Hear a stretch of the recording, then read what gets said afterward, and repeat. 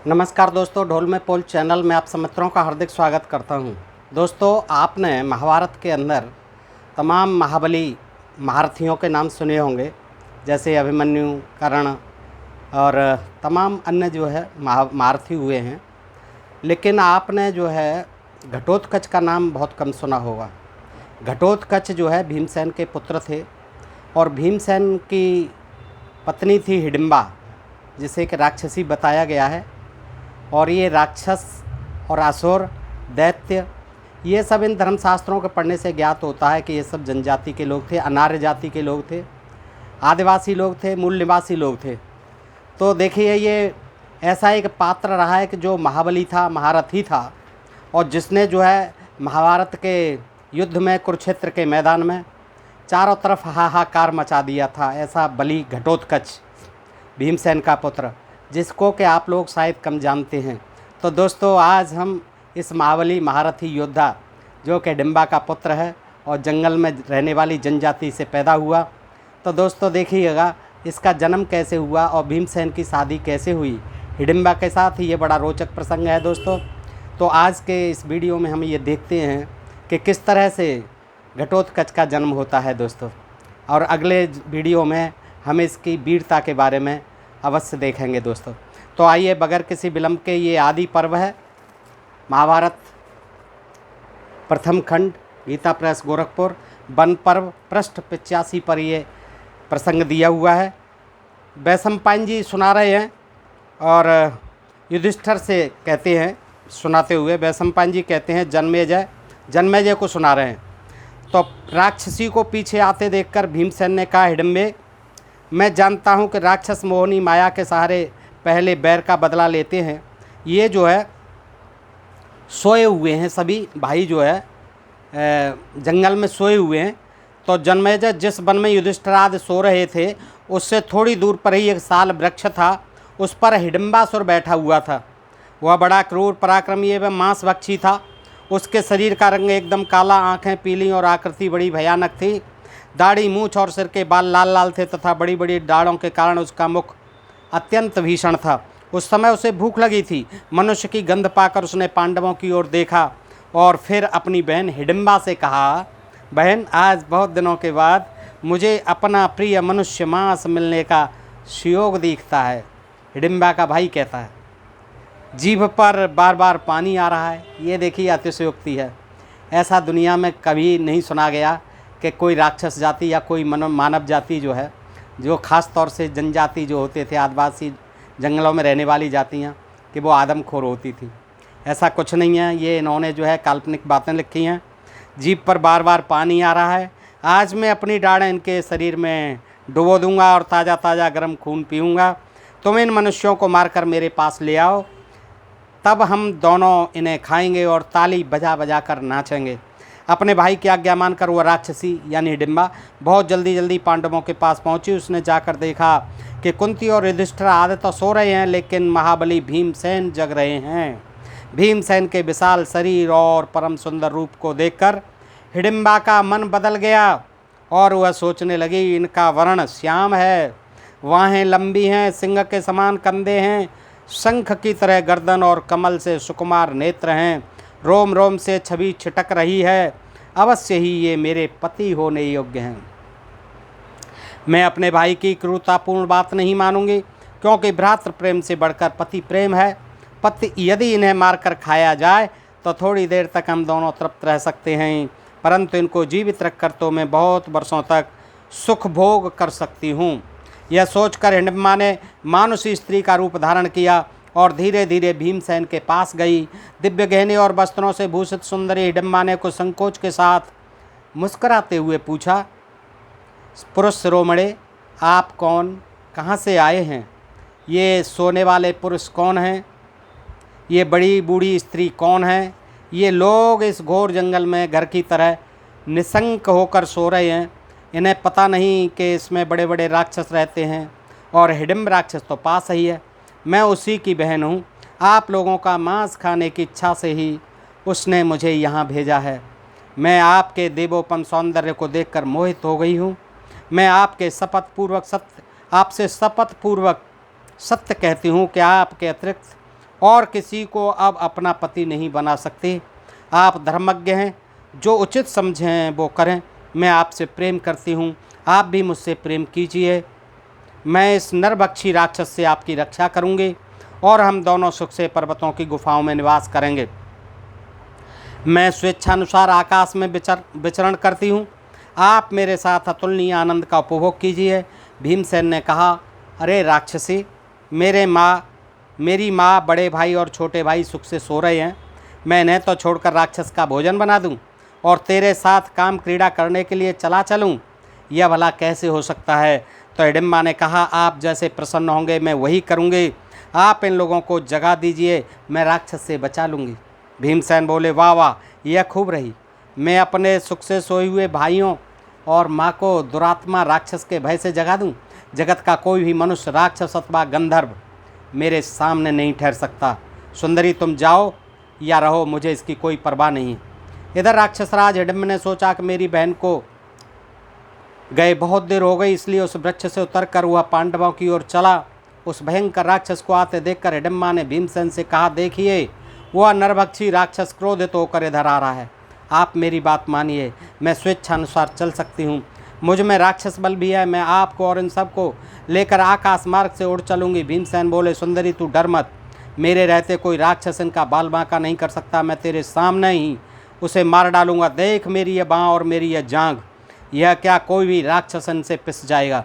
मुझे मनुष्य समझकर तू मेरा तिरस्कार न कर।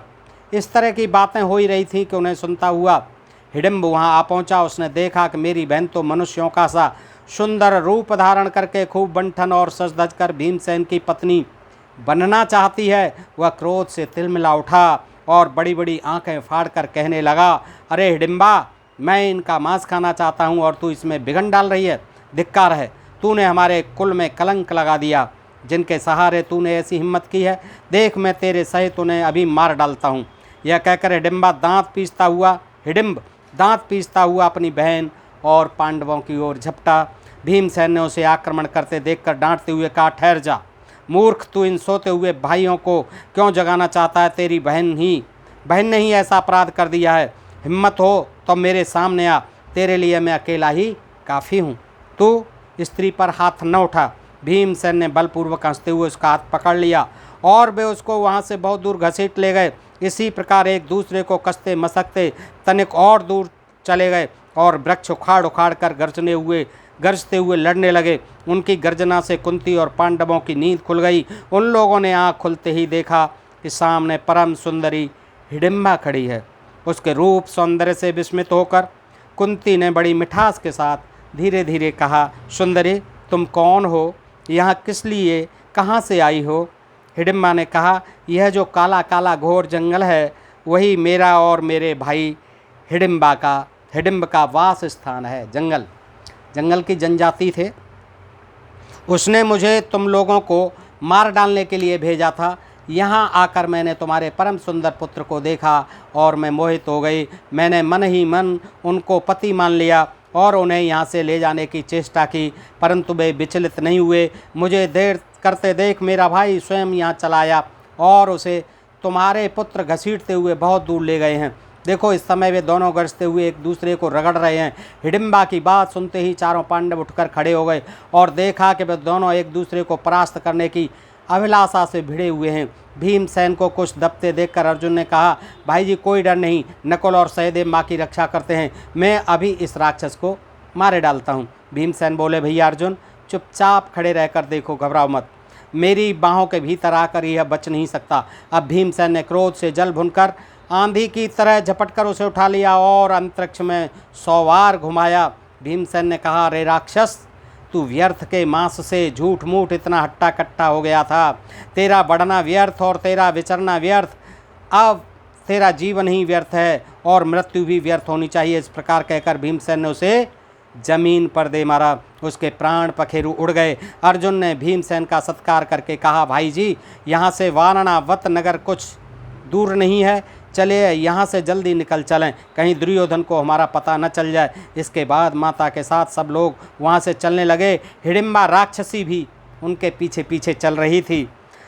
तो आगे कहते हैं, वैशंपायन जी सुनाते हैं, जन्मेजय, राक्षसी को पीछे आते देखकर भीमसेन ने कहा, हिडिंबे, मैं जानता हूँ कि राक्षस मोहनी माया के सहारे पहले बैर का बदला लेते हैं, इसलिए जा तू भी अपने भाई का रास्ता नाप। युधिष्ठिर ने कहा, राम राम, क्रोधवश होकर भी स्त्री पर हाथ नहीं छोड़ना चाहिए। हमारे शरीर की रक्षा से भी बढ़कर धर्म की रक्षा है, तुम धर्म की रक्षा करो। जब इसके भाई को तुमने मार डाला तब हम लोगों का यह क्या बिगाड़ सकती है। इसके बाद हिडिंबा कुंती और युधिष्ठिर को प्रणाम करके हाथ जोड़कर कुंती से बोली, आर्य, आप जानती हैं कि स्त्रियों को कामदेव की पीड़ा कितनी दुस्सह्य होती है। मैं आपके पुत्र के कारण बहुत देर से व्यथित हो रही हूँ। अब मुझे सुख मिलना चाहिए। मैंने अपने सगे संबंधी, कुटुंबी और धर्म को तिलांजलि देकर आपके पुत्र को पति के रूप में वर्ण किया है। मैं आप और आपके पुत्र दोनों की स्वीकृति प्राप्त करने योग्य हूँ। यदि आप लोग मुझे स्वीकार न करेंगे तो मैं अपने प्राण त्याग दूंगी। यह बात मैं सत्य सत्य शपथ पूर्वक कहती हूँ। आप मुझ पर कृपा कीजिए। मैं मूढ़ भक्त या सेवक जो कुछ भी हूँ आपकी हूँ। मैं आपके पुत्र को लेकर जाऊँगी और थोड़े ही दिनों में लौट आऊँगी। आप मेरा विश्वास कीजिए, जब आप लोग याद करेंगे मैं आ जाऊँगी।